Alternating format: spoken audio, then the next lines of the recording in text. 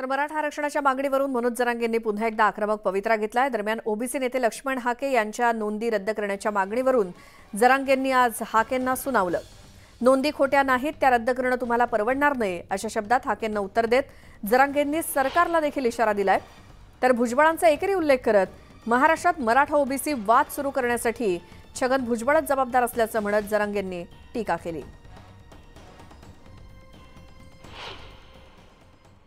आमची एकही खोटी नाही, तरी तुम्ही त्यांचं ऐकून जाणून बुजून आमच्यावरती काय म्हणते त्याला ती कारवाई करणार। कारण जशा केसेस खोट्या केल्या तुम्ही लाखो पोरांवरती मराठ्यांच्या, तसे तुम्ही आमच्या नोंदी सापडलेल्या असूनही त्या खोट्या ठरविणार। म्हणजे तुम्ही परत त्या ओबीसीच्या येवल्याच्या नेत्याकडून बोलणार आणि मराठ्यावर अन्याय करणार त्या रद्द करून। खऱ्या जरी असले तरी, आता खरे असले तरी तुम्हीच रद्द करणार आणि कसे असले तरी तुम्हीच करणार, कारण ओलं उभं तुमचंच जळतंय, कारण सरकार तुमचं आहे ना, त्यामुळे कसं तुम्ही जळणार।